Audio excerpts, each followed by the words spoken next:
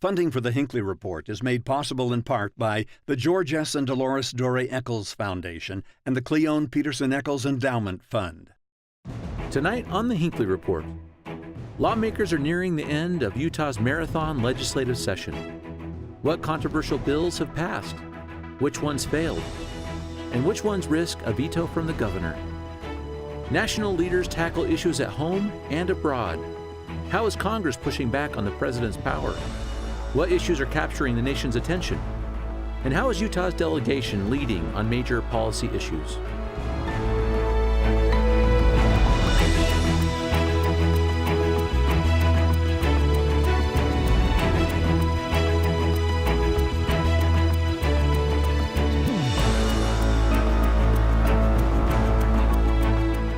Good evening and welcome to the Hinckley Report. I'm Jason Perry, director of the Hinckley Institute of Politics. Covering the week, we have Heidi Hatch, anchor with KUTV News, Kate Bradshaw, director of government affairs at Holland and Hart, and Robert Gehrke, news columnist with the Salt Lake Tribune.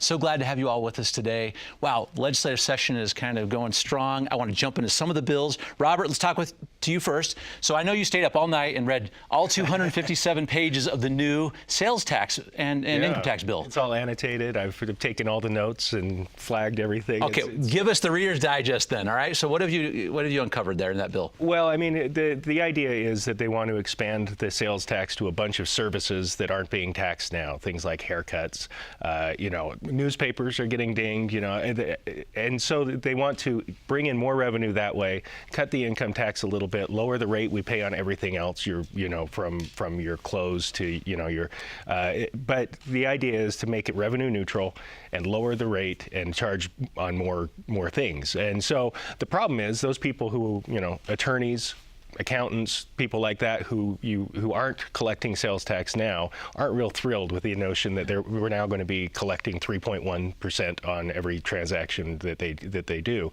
It also gets complicated because sometimes their clients are out of state, sometimes their clients are exempt from paying sales tax because they're manufacturing. So there are a lot of moving parts to this, but the legislative leadership and the governor reiterated yesterday that they think it's a high priority because right now the sales tax base that we've had in the state, which funds everything basically in government outside of education, hasn't been keeping up with the demands that of providing these services. So I want to get to those pieces too about where the money's coming from. But Kate, for a second on these services, you've been up on the Hill a lot. Like as soon as this bill dropped, everyone's trying to get out there saying, don't get rid of my exemption or exclude me from the provisions. Yes, it's probably what we call one of those full lobbyist employment acts, where there's something in it for every sector of the economy, and therefore they're going to need someone to help them, read all the way through this and try and make it better for their particular sector of the economy. But when that list in particular of the 15 exemptions that are going away dropped, everyone was kind of scrambling to see how that would impact their niche of the economy. Well, the kind of imagery is interesting. Even the lawyers out there calling this the misery tax. We're taxing the things that happen in the worst times of our lives. Yeah. The message is very interesting. Because it's the unknown. I think that just because it's new, it's probably frustrating. I do think that 2 weeks' time is probably difficult to look at something this big, which is, I think, a concern of a lot of people. But if you've lived in other states, you know that taxes are done differently in each state depending on what fits them best. When I lived in Florida, there were a lot of taxes for the roads, for tolls, and a lot of it was a tax on people who came on vacation there. So it was nice to tax people on vacation and then use it for the coffers.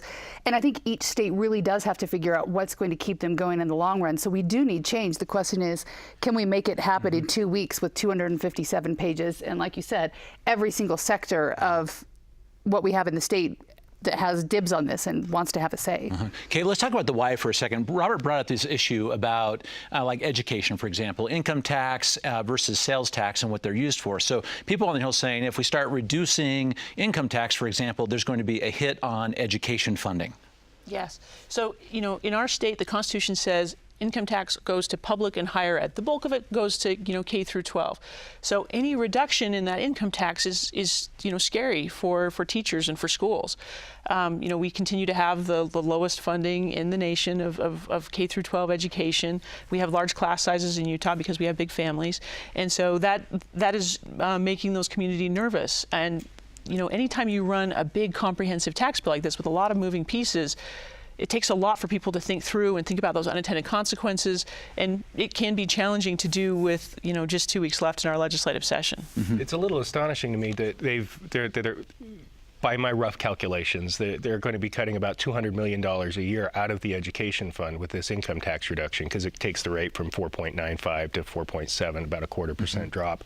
That would take about $200 million out of education, and this is on the heels of a big movement last session to try to, the Education First movement, to try to get that on the ballot to increase by $700 million the amount that was going to education. And so they've not only did that fail at the ballot box, now they're going to maybe go the opposite direction and actually cut money from education, so they can prop up these other parts of government. And it's an interesting shell game that they've been playing it for years. It's just a lot more on the surface. Well, tell us how they're messaging it then, all right? Because education's on the Hill right now talking about that perceived default coming if they lower it. So how are they messaging that, saying we love education, we're going to keep funding it, and we're not putting ourselves in a hole? Well, I mean, I think the way they're portraying it is that they've been taking money out of education year after year after year to prop up these other areas, prop up roads, prop up prisons, prop up, DPS, highway patrol troopers. So they've been taking that money out of education in the past. Now they're just going to formally do it, take it,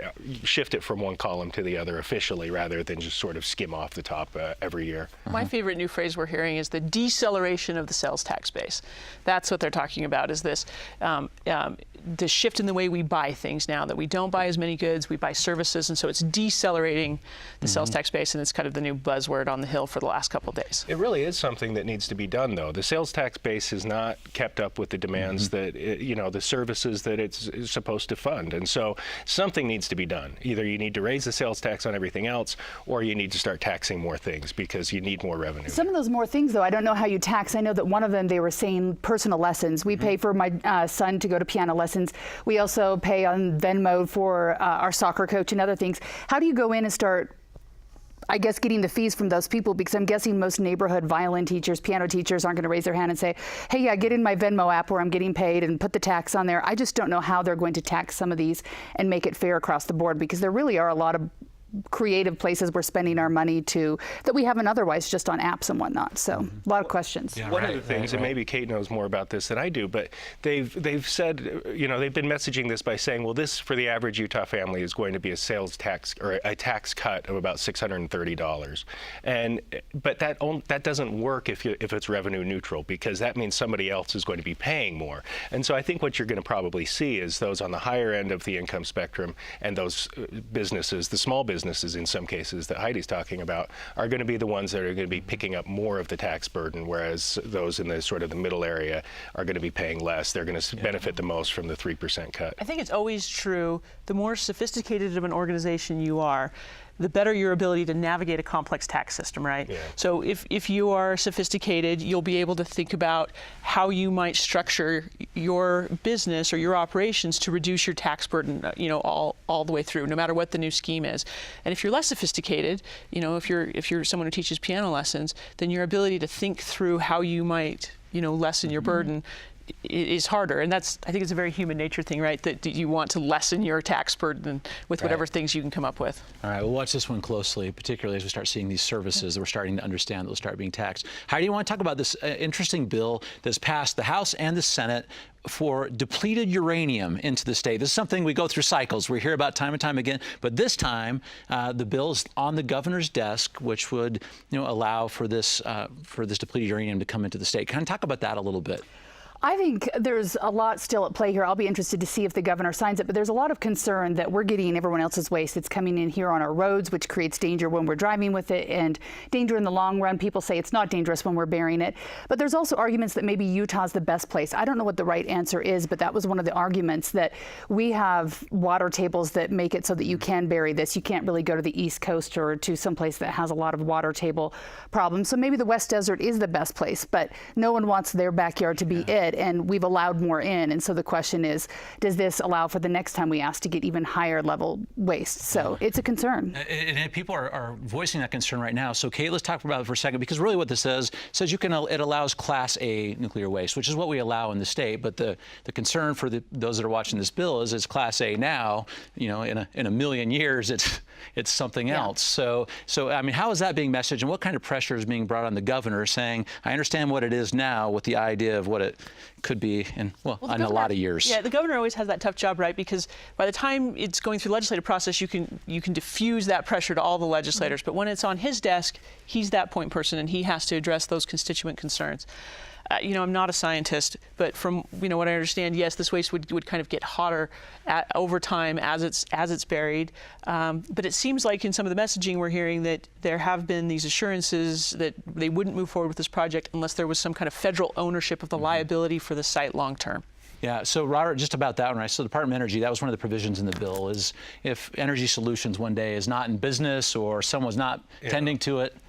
Yeah, I mean, this, companies come and go, and I think the concern is that this is going to be there, and it's going to be hotter than it was when they buried it, and who's going to be responsible for it at that point? So the thinking being that the Department of Energy would presumably be a little more durable, I guess, than Energy Solutions might be. But it's interesting because we made a policy decision years ago to kind of take a slow approach to this and to study it. And for the last several years, the Department of Environmental Quality has been studying this issue about whether, how the state should treat this, and there's a report due out this summer, and a decision that was supposed to be made, and this process was supposed to be followed, and now we have this bill that would sort of preempt that and derail it and sort of step into it and say, okay, well, no, we're going to change that process. And so I think that's a little bit disingenuous on Energy Solutions' part to try to kind of circumvent the approach that was in place. So the governor I suspect he'll sign it. I know he had input on this bill throughout the process, and so it's presumably it's changed some from where it started, and so I think we'll probably see a signature on it, and then I guess the next step will be a decision by the Department of Environmental Quality about whether to accept it. That's right. Kate, you've been on this issue of beer this session, right? So what's happening? 4.8. Beer in the state of Utah. You've been at the forefront of this in the legislature. I know they're calling on you. Tell us where this is and a little bit about why. So there used to be 5 states that had a 3.2 requirement. That's a kind of a holdover from immediately after Prohibition. This was kind of the lowest level of beer that some states adopted. And over time, those states shrunk, and it was 5 for a long time. But recently, 3 of those states have decided that they were going to change their state laws and left Utah and Minnesota as the only states with a 3.2 beer requirement for grocery and convenience store sales. Minnesota has a private liquor store system, so they're really not a player in the market. It left really Utah as that focus. And with our smaller population, smaller drinking population, we're just not able to command the national markets to make specialty batches of beer for the state of Utah. The bulk of our beer, 94%, is sold in grocery stores and convenience stores, so it really created these interesting kind of market pressures, and that's why you saw retailers and distributors in Utah say, can we do a modest change? Can we go to the next lowest state, Kansas, which is at 4.8? That's kind of been the ask. The bill passed all the way through the state Senate.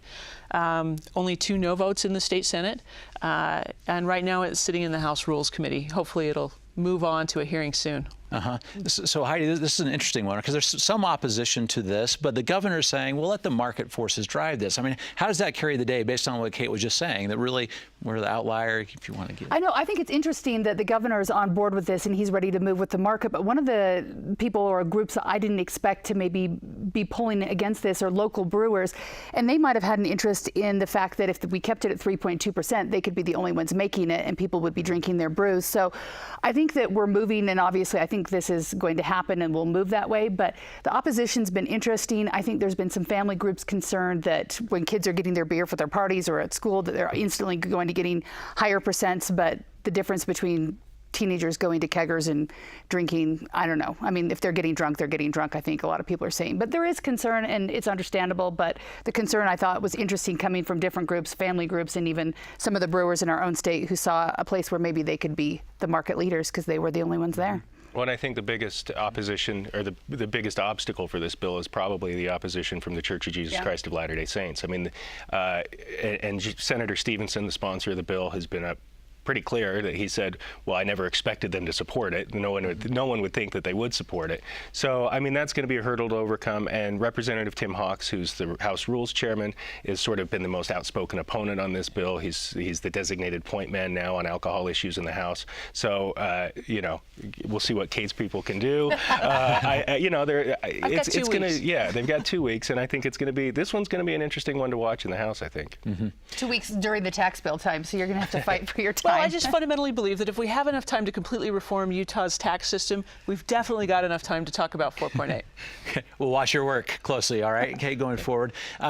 Heidi, let's talk about a couple of these ballot initiative bills. We talk about what is happening, based on these initiatives that passed in the state. These propositions went forward. The legislature really got ahead of the marijuana initiative. They did a lot of tweaking on the Medicaid expansion. But I want to ask you about 3 bills that are up and see what kind of impact this might have and how it might impact the initiatives. One, this House Bill 133, initiatives will not go into effect until the following legislative session. All right, is that going to give a chance so the legislature doesn't have to go immediately in? I think it gives them time to work at it. And I think the concern with ballot initiatives from people I talk to in the newsroom, we're doing stories, is that people are like, why are we even voting on these things? And does it give them more time to say, okay, you can vote on something and then we'll give us time to figure out and change it. And maybe that's the right way, maybe it's the wrong way, depending on who you talk about it. But I think that is a concern because people feel like when they vote on their ballot initiative, that their voice is heard and the vote happens. And I think there's concern with these that it's just giving more leeway for the legislature to make these changes. But you could also argue that we may not have medical marijuana in the state if there hadn't been a ballot initiative in the first place to push and make sure something was passed in general. So, Kate, how would this have changed? Just take Medicaid expansion, right? We pass it, but nothing can go into effect until they have a chance to meet. It's an interesting balance. On one hand, when you have the resources the legislature has to pull people and experts and attorneys together, you can often make something better. When a ballot initiative moves through the signature process, it's locked. We can't ever fix it if we discover an error. So on one hand, that is helpful to have many eyes help make something better. But I think there is this pushback from the people feeling like we couldn't get relief at the legislature. We went through the time and expense to do a ballot initiative, and that will of the people ought to be respected. And so it's a very careful balance, and I don't. It'll be interesting to see how voters feel about this on the next election cycle when they can react to it. Robert, the last two, the next one, House Bill 195, moves up the window for the initiative. So earlier in the process, giving a chance for all the legal challenges to get worked through before I have a chance to vote on it. And House Bill 145, interesting, it's an ongoing tally. It used to be all your signatures are just dumped on one day, all right? But now it's how are we doing all along the way? Yeah, I think the first one is meant to make the initiative process easier. I mean, because the earlier you can start it, the better it is for the people who are out there gathering signatures, and the better it is for the people who have to, as Kate said, sort of refine it. It's before it's locked in, right? And I think for the second one you mentioned, that dump of signatures was always a strategic thing because there's also this opportunity for the opponents to try to knock signatures off, get people to withdraw their signatures, and so you would wait until the last minute and dump as many as you could, and it takes a long time for clerks to process these things. So it sort of takes that strategic component out of the equation. And the other one, and I can't remember which bill it is, but I think it has the withdrawal period running contemporaneously with the signature gathering period, because right now you turn in all your signatures and then the opponents go out and try to knock off or get people to pull their signatures off, which we saw with the Count My Vote initiative. Ended up with them not making it onto the ballot, even though they had gathered, I think, 180,000 signatures. They missed it in one or two key Senate districts. And so these are all sort of fine-tuning, I guess, and I think they're probably not unexpected given the number of initiatives that we had in the past, in the last election, and we'll see how they go. What do you think about that? Interesting, like when you go to the ballot box and you have a secret ballot and your neighbors don't know how you voted, but if you're doing a ballot signature, then your neighbors get to know where you signed or didn't sign, and then kind of hassle you about it. It's kind of like an interesting difference in the way we treat ballots versus voting. Yeah, it is. I mean, but I also think there's something to be said for people putting their name behind something and saying, this is where we stand. And sometimes people, people rationalize their signature, I guess, saying, well, I don't necessarily support this initiative, but I support putting it on the ballot so people can vote on it. One issue, Heidi, I'd like to ask you about that we seem to be seeing every session is an effort to ban mobile phones while we're driving. And we keep seeing these bills come forward, and they have not make it. House Bill 13 was another one, went down in flames yet again. What is the issue on that? Because when you talk to people and you say, should we be talking on the phone, people say, no, I think we shouldn't. Yeah. But these bills do not seem to pass. I don't know if I think your poll was that 76% of people are saying that they would like to see it get rid of cell phones. And I don't know if it's the same as when we do research for television. People say, we don't want to see murders. We don't want to see blood. We don't want to see dying. We don't want to see any of that. We want like rainbows and unicorns and like cat videos. But when it comes down to it, what they say in those surveys isn't what you see, what they want on TV. So I don't really know what's stopping this, because we do have a problem when you're sitting at a light, you see people on your cell phones, you're waiting, you want to go through, you're driving down the freeway at 70 miles an hour, you see people actually texting and Instagramming or doing whatever they're doing. We did talk to Representative Winder about this yesterday, asking him why he was a no vote on this.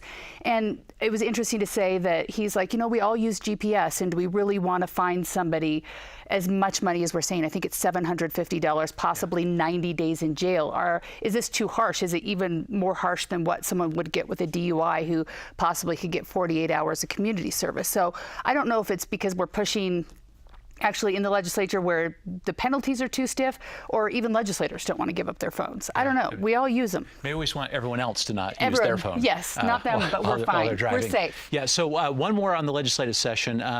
Robert, the inland port. We've talked about this so much, about what kind of powers it has, what kind of authority, and there's a bill to expand it. Explain what that is doing. Well, so I think this bill caught a lot of people caught the Salt Lake City by surprise a little bit, because the city council at least felt like they had come to the table, negotiated a deal with the legislature, and they were going to honor that deal. And now Francis Gibson has this bill that sort of significantly alters the deal, and so it expands the percentage that the inland port can take off of, for administrative costs. It can extend the tax increment. It can bring in, one of the most interesting parts, it can bring in these satellite port auxiliaries, I guess. Tooele is talking about wanting to be part of the inland port project. Box Elder, I think, was talking about wanting to be part of the inland port project. And so it makes some pretty fundamental changes. Came out late in the session. The mayor's really upset about it, because one of the provisions in there says that the city can't sue to challenge any decision at any time by the Port Authority, which is pretty sweeping. The council has already said that they don't want to fund a lawsuit, so that's not necessarily going to change that significantly. But taking away the right to challenge any future decision by the Port Authority really undermines the city's position when it comes to trying to, work through some of these issues. But it's also House Majority Leader's sponsorship. He's a member of the Port Authority Board, and I think there's a likelihood that some form of this bill will end up passing before the session's over. Before we leave this, Kate, you work in a local level of government. In your position, what do you think about this? From a local government perspective, I serve on a city council. You are that most close connection to the people who live near something, and I think there is something to this Salt Lake City in particular losing some ability to look at some future decision of the Port Board, maybe not even just an immediate one, and say we're not like that, and be able to push back, or through the courts or through some mechanism. And it is probably not the state of Utah that will ever take that heat from the constituents. It'll be a packed city council meeting where that happens. Yeah. And that's what the courts exist for, right? To go where if you have a grievance, or if you want to challenge the legality of something, you should have that authority or the ability to go ask a judge, make your case, let the judge decide. This just wipes that completely off the table. That's what makes America great. We can sue whoever we want, whenever we want. Don't take away that right.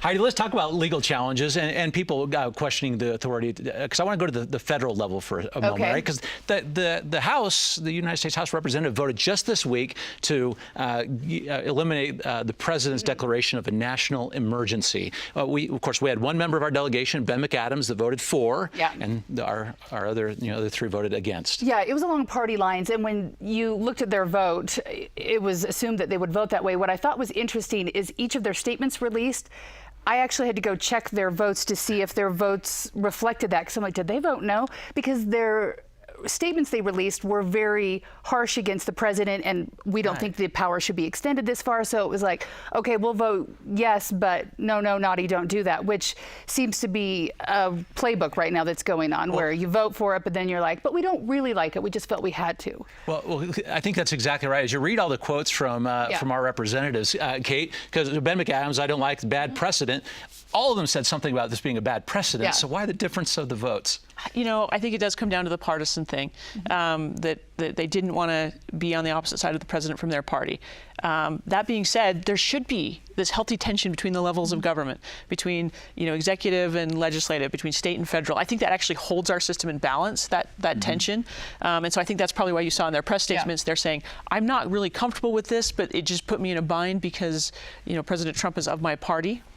Yeah, I mean, it feels like they're putting party before principle, and so you know, these people have been critics of the expansion of the executive authority for years. And it's going to be interesting when this goes over to the Senate to see how Mike Lee in particular votes on this, because he was one of the loudest critics of the Obama administration, feeling that, you know, when Obama said, I don't, you know, I may not have Congress, but I've got a pen, and he, you know, started issuing executive orders, Mike Lee was, you know, screaming the loudest about that. Now he's got that same issue, the shoe's on the other foot, and it's going to end up right in his lap in the next couple weeks, and it's going to be really interesting to see how he votes and how Senator Romney votes, because he's also been critical of this expansion of the federal authority, or of the executive authority, and you know, they're going to be put on the spot within the next couple of weeks, it sounds like. Kate, tell us really quickly how they responded to Michael Cohen's testimony, President Trump's attorney. Big explosive testimony, but what? You know, it was interesting because, again, it was very partisan. You'd think that, I mean, there was a lot in there. There was a lot of meaty stuff, and instead it kind of became like, well, let's attack this person. Maybe they've lied before and protect our president from our party. Or if you're on the other side, wow, let's dig into this dirt.